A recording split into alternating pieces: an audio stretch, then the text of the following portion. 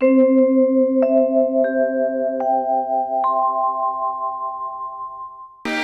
कह रहे हैं ब्रह्मा, तत्व ज्ञान प्राप्त करने वाले को इतना ही समझना काफी है, ये संसार क्यों चल रहे हो है, क्योंकि मेरी इच्छा है और तभी तक चल रहे हो। जिस दिन मेरी इच्छा नहीं होगी, प्रलय करके सारे संसार को तकिया बना के आराम से लेट जाऊंगा। तो संसार में आके क्या करना चाहिए? बोले माया से बचना चाहिए। माया कैसी है, जीव के पीछे कब से लगी, कहां रहती है, ये नहीं सोचना है। माया से बचे कैसे, ये सोचना है। जैसे कपड़ा गंदो हो जाए तो ये नहीं सोचना कहां गंदो भयो, वृंदावन में गंदो भयो, बनारस में गंदो भयो, राजापुर गाजीपुर में गंदो भयो, रेल में गंदो भयो, बस में गंदो भयो।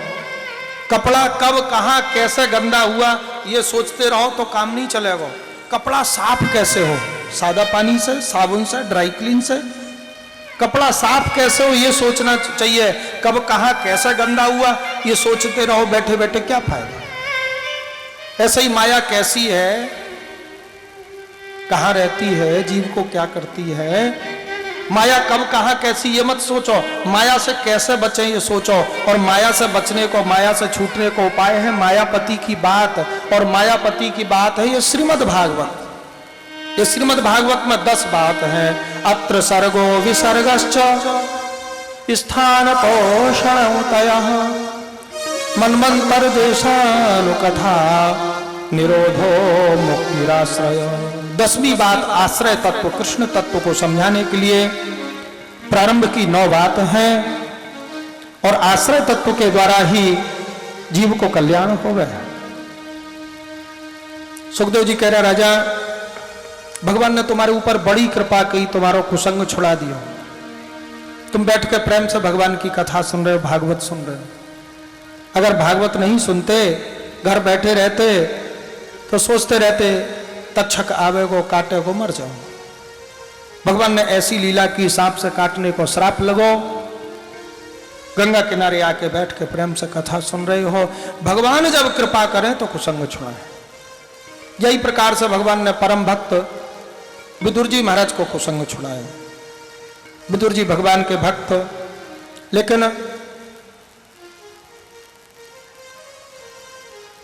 राज्य भक्ति के कारण, राज्य निष्ठा के कारण दुर्योधन के पक्ष में रहना पड़ता। दुर्योधन ने छल प्रपंच के द्वारा महाराज राज्य ले लियो। 12 वर्ष को वनवास, 1 वर्ष को अज्ञातवास दियो। 13 वर्ष के बाद पांडवों ने आकर राज्य मांगा, मना कर दिया, नहीं मिलेगा राज्य। महाभारत युद्ध की तैयारी हो गई। भगवान बोले भैया तुम 105 भाई राज्य के पीछे लड़ रहे हो, लाओ मैं शांति वार्ता करके आऊं।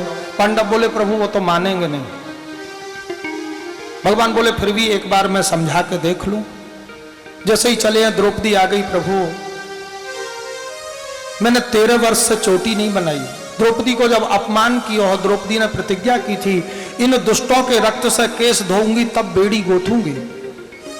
प्रभु आप शांति वार्ता करा दोगे, लड़ाई नहीं होगी, ये दुष्ट मारे नहीं जाएंगे, इनके रक्त से मेरे बाल केस नहीं धुलेंगे, जीवन भर ऐसे रहूं।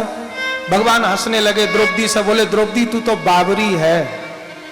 अरे मैं समझाने के लिए जा रहा हूं पर समझने थोड़ी दूंगा, तू चिंता क्यों कर रही है। भगवान समझाने गए दुर्योधन को और समझ में नहीं आई।